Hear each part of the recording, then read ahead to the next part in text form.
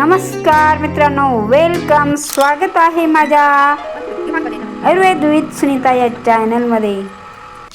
मित्रांनो, आत्ता उन्हाळ्याचे दिवस आहेत आणि उन्हाळ्यामध्ये आपल्या शरीराला थंडावा, गारवा हवा असा वाटतो. आणि या गारव्यामध्ये, या उन्हामध्ये आपल्याला आत्ता आंब्याचा सीझन आहे आणि आंब्याच्या झाडाला भरपूर कैऱ्या आलेल्या आहेत खेडेगावामध्ये आणि बाजारात पण येतात.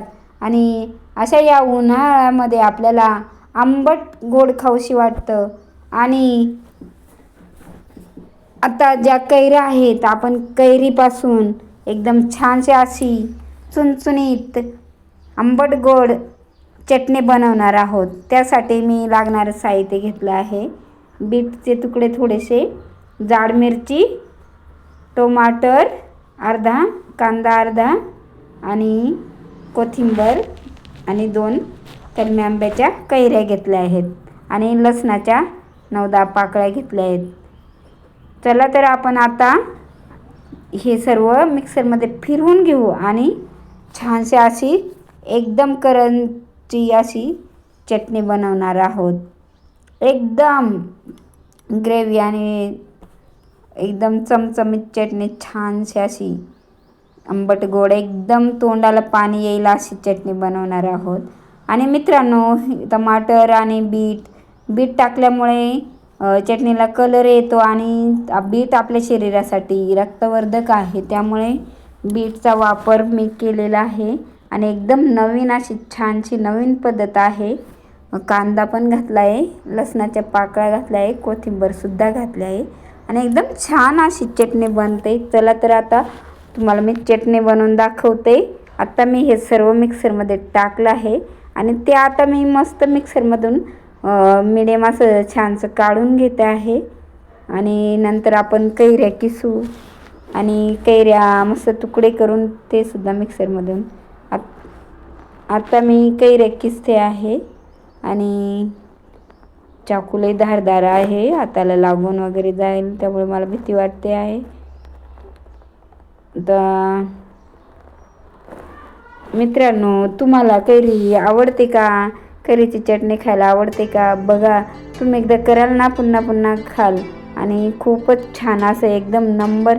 आणि एकदम आपल्याला उन्हामध्ये एकदम तोंडाला चव येणार आहे आणि आजारी माणसाला सुद्धा दिलं ना तरी एकदम छान असं तोंडाला चव येते. एकदम छान अशी चटणी एकदम छानची बनवून ठेवली ना तर 5-6 दिवस कशी पण टिकते आणि खूप छान लागते. मित्रांनो, ही आंब्याची एकदम अशी मजेदार, टेस्टी आणि एकदम आंबट गोड तिखट चटणी, एकदम तिन्ही चव आहेत, आंबट गोड आणि तिखट, आणि खूपच छान असं त्रिवेणी संगमची एकदम करंजी चटणी, कैरीची चटणी एकदम छान आपण आता बनवणार आहोत. चला तर मग आपण आता बघा मित्रांनो, कैऱ्या मी आता छानशा असं त्याची साल काढून घेतलेले आहे आणि आता आपण त्याचे तुकडे करून घेऊ छोटे छोटे. मिक्सरमध्ये डायरेक्ट असंच आपल्याला फिरवता येणार नाही आणि तुम्ही किसणीवर पण किसून घेऊ शकता, काय प्रॉब्लेम नाही. ते तसं पण छान दिसते, दिसायला पण लूक छान येतं. आणि आता मी तुकडे करून घेते बारीक कैरीचे. आणि मित्रांनो, ही चटणी ना तुम्ही ब्रेडला, चपाती बरोबर पण खाऊ शकता, ब्रेडला लावून पण खाऊ शकता. एकदम छान अशी एकदम टेस्टी आणि एकदम हॉट मजेदार लागते. आणि चला, हे बघा मी तुकडे करून घेतले आणि मिक्सरमधून ती मसाला वगैरे तयार करून घेतला, कैरी पण फिरवून घेतली.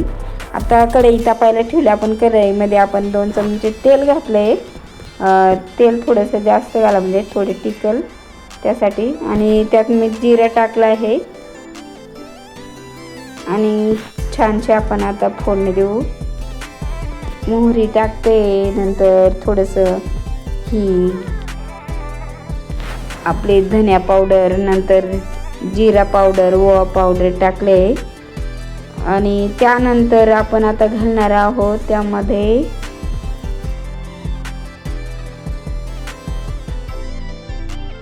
थोडेसे ओवा. मित्रांनो, आता आपण ती जी पेस्ट केली होती कोथिंबीर कांदा ग्रेव्ही बनवायला, आणि ती पेस्ट आपण सर्वात प्रथम थोडं तेलात चांगली तळून घेऊ, म्हणजे भाजून घेऊ. चांगली शिजून गेली का एक कच्चापण निघून जातो त्यातला, मग टेस्ट पण छान येतो. लसूण पण त्यात शिजला जातो. थोडी शिजून घ्यायची, खूप पण नाही, पण थोडी शिजून घेतली का मग आपण कैरीचा किस घालणार आहोत. आणि मित्रांनो, ही चटणी ना एकदम तुम्ही इमर्जन्सी आहे, आता भाजी वगैरे झालेली नसली तर तुम्ही लहान मुलांना छानशी अशी देऊ शकता. ब्रेड बरोबर, चपाती बरोबर एकदम छान अशी टेस्ट लागते आणि जामसारखी छान लागते. थोडी हळद पण टाका. मित्रांनो, हळद घातल्याने आपला अजून कलर येत असतो, छानसा ग्लो येत असतो चटणीला, त्यामुळे थोडी हळद पण टाका. आणि आता मीठ घालते आहे. मित्रांनो, व्हिडिओ स्किप नका करू, पूर्ण व्हिडिओ पहा तर तुम्हाला कळेल. आणि माझ्या चॅनलला लाईक केलं नसेल तर लाईक करा, सबस्क्राईब करा आणि बेल प्रेस करायला विसरू नका. आत्ता आपण चटणीमध्ये आता आपण जी पहिली ग्रेव्ही तयार केली त्यामध्ये आंब्याची चटणी घातली आहे. आंब्याची पूर्ण आंब्याचा ठेचा त्यात टाकला आहे. आता थोडा गूळ घालू आपण. आता तुम्ही कैरी कोणती वापरली, जर जास्त आंबट कैरी वापरली असेल तर गूळ थोडं जास्त घाला. तुम्हाला जास्त गोड कसं आवडतं त्याप्रमाणे तुम्ही तुमच्या चवीनुसार गूळ वापरू शकता. आणि गूळ टाकल्यानंतर चांगलं एकजीव करून घ्या, म्हणजे एकदम छान असं टेस्ट येईल. थोडी अजून हळद टाकली मी, म्हणजे छान कलर येतो, दिसतो मस्त.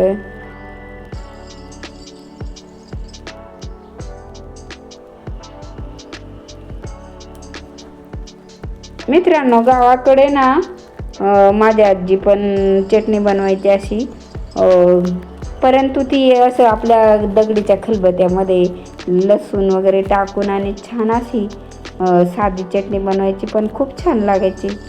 मीठ टाकून, लसूण टाकून असं सारखं हलवत राहायचं आहे, म्हणजे खाली लागायला नको, जळायला नको. आणि थोडा वेळ आपण झाकून देऊ, 2 मिनिट. पुन्हा आता बघू, पुन्हा हलवून घेऊ. म्हणजे हे बघा, आता गूळ पण पगळला आहे आणि आंबा पण शिजला आहे, त्यामुळे एकदम मऊ मऊ झाली आहे चटणी. आणि आता पुन्हा आपण थोडा वेळ झाकून देऊ, म्हणजे छान असं बॉईल होऊन जाईल. आता बघू आपण चटणी तयार झाली किंवा नाही. ही बघा, खूप छान अशी चटणी शिजली आहे. बघा, खूप छान, आता एकदम छान मऊगार झाली आहे. आणि आता आपली चटणी तयार झाली आहे. आता आपण एका भांड्यामध्ये काढून घेऊ. हे बघा, एकदम छान अशी वास, सुगंध खूप छान. आणि काळी मिरी पण टाकली आहे बरं का मित्रांनो, त्यामुळे एकदम छान असं सुगंध येतो आहे. मला सांगायची आठवण नाही राहिली. खूप छान चटणी, एकदम छान ठेचा तयार झाला आहे. आणि तुम्ही नक्कीच करून बघा, आणि तुम्हाला कशी वाटली माझी रेसिपी ते मला कमेंट करून जरूर कळवा. ही बघा, तयार झाली आपली कैरीची एकदम तोंडाला पाणी आणणारी बीट आणि लसूण, कोथिंबीर, टमाटो युक्त एकदम चटपटीत चटणी. आणि आता आमची गुंजन टेस्ट घेणार आहे. हे बघा,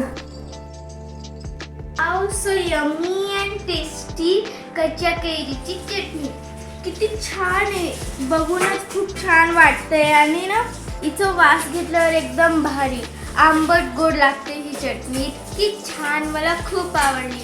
तुम्ही पण बनवूनच बघा ही चटणी, इतकी सुंदर आणि सोप्या पद्धतीने बनते ही चटणी.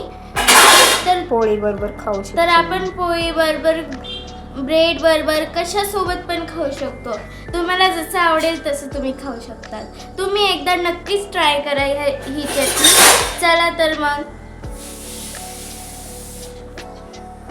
तर मित्रांनो, आवडले का तुम्हाला माझी आजची कैरीची चटणी रेसिपी? एकदम बीटयुक्त मजेदार अशी एकदम आंबट गोड चटणी, खायला सुद्धा एकदम आवडीने खातो. आवडले असेल तर मला लाईक करा, सबस्क्राईब करा आणि असेच नवनवीन रेसिपी व्हिडिओ बघण्यासाठी चॅनलला बेल प्रेस करायला विसरू नका. पुन्हा भेटू पुढच्या व्हिडिओमध्ये. Bye bye. मला सपोर्ट केल्याबद्दल सगळ्यांना धन्यवाद. असेच सपोर्ट करत राहा. असेच नवनवीन व्हिडिओ तुमच्यासाठी मी नक्की आणेन. Bye bye.